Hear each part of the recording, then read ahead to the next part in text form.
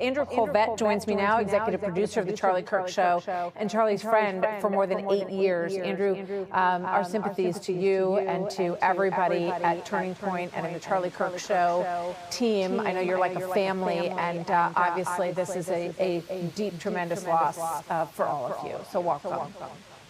Thank you for having me, Martha.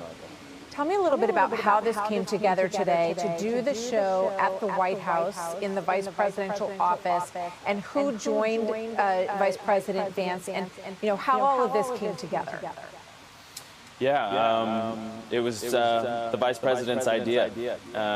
He put it out there, and his team quickly contacted me, and I said, yes, absolutely, 1,000%. I mean, what an incredible honor. For Charlie, for his show that he loved so much, that he built, that was this whole other sort of day job that he somehow maintained while growing Turning Point USA and Turning Point Action and all of his speeches. But it was this central drumbeat of his life that he was able to, find these arguments that he would take to the world, and for the vice president to honor him like that is truly, there aren't words for it, and I know that Erica was watching, and she was just in awe. As the vice president said, Charlie is irreplaceable.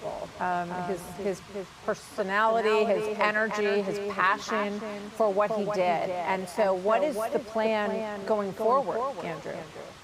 The plan is to go forward. The plan is Turning Point USA is going to grow. It's going to expand, and we're going to head forward in new, bold ways that we couldn't have ever imagined before. And, case in point, Martha, we had 3,500, a presence on 3,500 college and high school chapters, campuses across the country.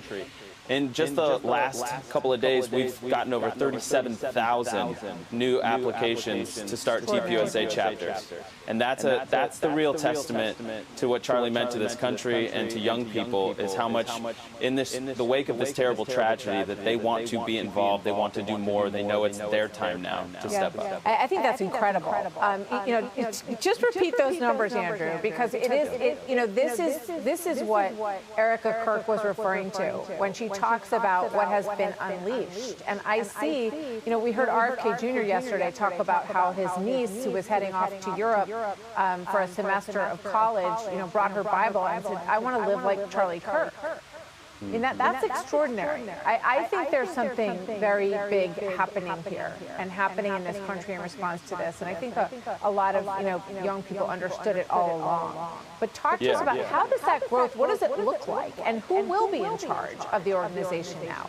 Well, I don't want to get ahead of anything at the organization, but I can tell you that Erica Kirk is a woman of fierce strength and integrity, and she's so accessible as a human. She's so real and honest and raw, and we are rallying around her right now to support her and to make sure that the mission of Turning Point will go on. And I want to reiterate that young people, maybe they saw it first, maybe they're the ones that saw it the most.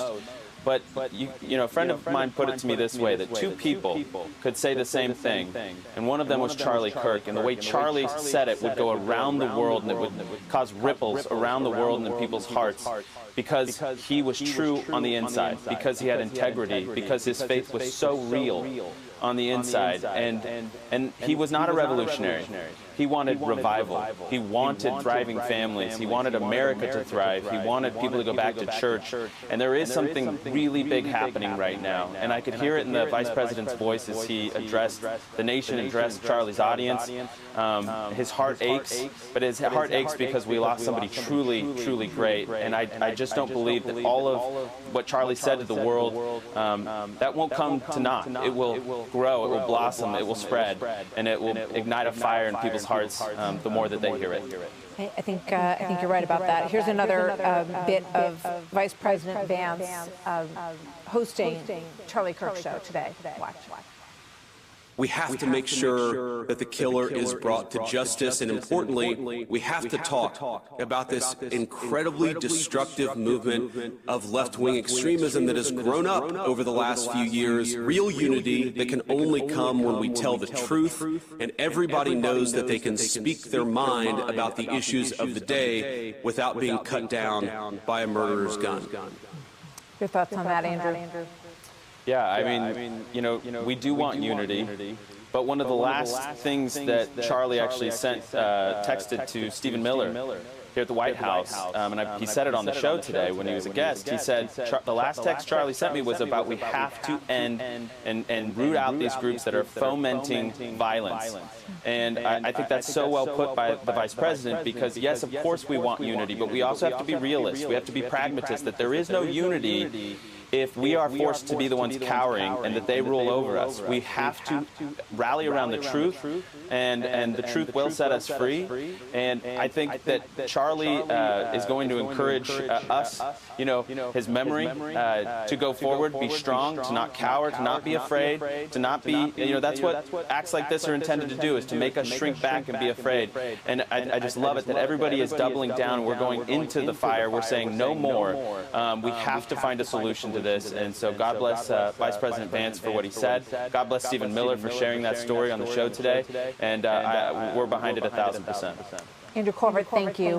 We look forward to seeing what comes next as we get ready to mourn Charlie Kirk this weekend, and obviously that grieving period continues, and the funeral service on the weekend on Sunday that President Trump will be attending as well. Thank you, Andrew. Good to see you.